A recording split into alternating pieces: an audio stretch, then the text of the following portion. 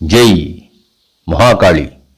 ஆனந்தம் இறைத்துவம் சீசன் 2 ஸ்ரீ ராமகிருஷ்ண பரமஹம்சம் பகுதி 25. ஆபதாய தர்மஸ்ய சர்வதர்மஸ்வரூபிணே அவதார வரிஷ்டாய ராமகிருஷ்ணாய தே நமஹ. ஏக்கம் சத் விப்ரா பௌதா வதந்தி. ஒன்றேயான உண்மை பரம்பொருளான கடவுளை அனுபூதியில் கண்டவர்கள் அவரவர்களின் அனுபவத்திற்கு ஏற்ப விளக்கி வருகின்றனர்.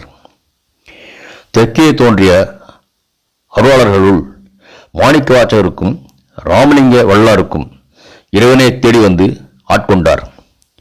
வடக்கில் இதேபோல் கடவுளே தன் கருணையினால் மனிதராக பிறந்து மனிதர்களுக்கும் தன்னையே நாடி வந்து தரிசனம் தந்து ஞானக்குவியலை அளவின்றி தள்ளி கொட்டி கொடுத்த மகா ஞானி நவீன வேதாந்த சமரச சன்மார்க்கத்தை தோற்றி இன்று உலகெங்கும் பரவி மக்களை மாயின் மயக்கத்திலிருந்து விடுவிக்கும் ஆதர்ச சக்தியாக சுக்குமமாக எல்லோருள்ளும் ஊடுருவி ஆனந்தம் நிரம்பிய ஆன்மீக பேரெழுச்சியை உண்டாக்கியவர் ஒருவரே. அவர் நமது குருதேவர் ஸ்ரீ ராமகிருஷ்ணர். அவர் கடவுள் மீது பக்தி அன்பு ஏற்பட்டால் பிறகு அவரின் ஆணை இருந்தால் மட்டுமே எதையும் செய் என்பது அவரது முக்கிய உபதேசங்களுள் ஒன்று. கடவுளை அடைய வழி சாதசங்கமும் பிரார்த்தனையும் என்று கூறியவர் சாதசங்கத்தினால் நமக்கு உண்டாகும் மேன்மைகளை கூறி வருகிறார். ஸ்ரீ ராமகிருஷ்ணர் சாதசங்கத்தினால் மற்றொரு பயனும் உண்டு. உண்மை எது உண்மையற்றது எது என்ற விவேகம் அதனால் உண்டாகிறது. நிலையான பொருள் அதாவது இறைவன் மட்டுமே உண்மை, மற்ற அனைத்தும் உண்மையற்றவை அதாவது நிலையற்றவை. உண்மையற்றவான வழியில் மனம் செல்லத் தொடங்கினால் ஆராய்ச்சி செய்ய வேண்டும். அடுத்தவன் வீட்டு வாழை மரத்தை தின்ன யானை துதிக்கையை நீட்டினால் உடனே யானைப்பாகன் அங்குசத்தால் ஒரு போடு போட்டு அதை தடுக்கிறான். பக்தர் சுவாமி பாவ எண்ணம் ஏன் ஏற்படுகிறது? ஸ்ரீ ராமகிருஷ்ணர் இறைவனது படைப்பில் எல்லா ராகங்களும் உண்டு.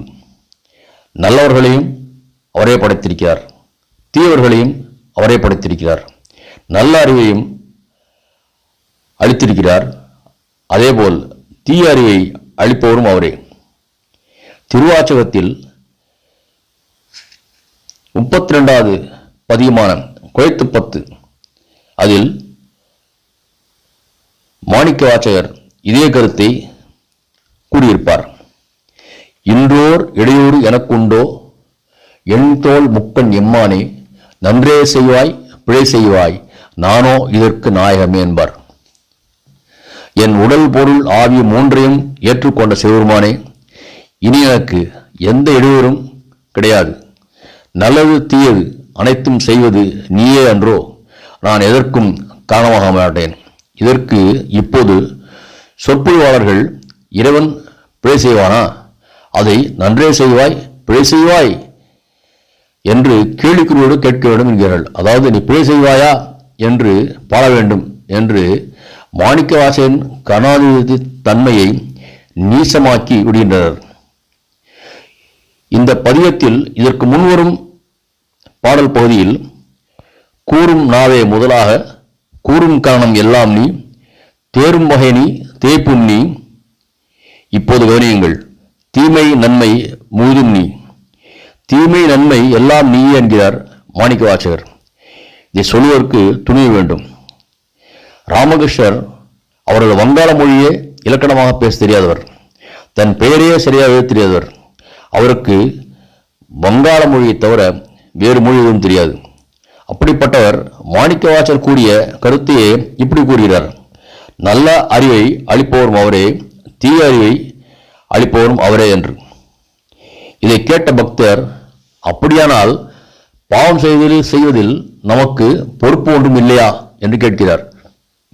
ஸ்ரீ ராமகிருஷ்ணர் பாவம் செய்தால் அதன் பலனை அனுபவித்தே தீர வேண்டும் என்பது இறைவன் வகுத்த நியதி. மிளகாயை கடித்தால் காரத்தை அனுபவிக்காமல் இருக்க முடியுமா என்று கேட்டார். இவர் பூசாரியாக இருக்கும் காளி கோவிலை கட்டிய ராணி ராசமணியின் மாப்பிள்ளை மதுர் பாபுவை பற்றி இப்போது கூறுகிறார். மதுர் பாபு இளவயதில் தாறுமாறாக வாழ்ந்தார். அதனால்தான் கடைசி காலத்தில் அவருக்கு பல்வேறு நோய்கள் வந்தன. இளவயதில் இது அவ்வளவா தெரிவதில்லை. காளி கோவிலில் நைவேத்தியம் சமைக்க வேக வைத்திருப்பார்கள். ஈரமான கட்டைகள் முதலில் நன்றாக எரியும். அவற்றின் உள்ளே தண்ணீர் இருக்கிறது என்பதே அப்போது நமக்கு தெரியாது. எரிந்து முடியும் தருவாயில் தண்ணீர் எல்லாம் கட்டையின் பின்புலத்திற்கு விரைந்து வருகிறது. புஷ் புஷ் என்று சத்தத்துடன் அடுப்பையே அணைத்து விடுகிறது. அந்த தண்ணீரின் புஷ் புஷ் சத்தம்தான் காமம், கோபம், பேராசை. அதனால் காமம், கோபம், பேராசை இந்த விஷயங்களில் மிகவும் எச்சரிக்கையாக இருக்க வேண்டும். யோசித்துப்பார். அனுமனுக்கு கோபம் வந்தது. உடனே இலங்கையை எரித்து விட்டார்.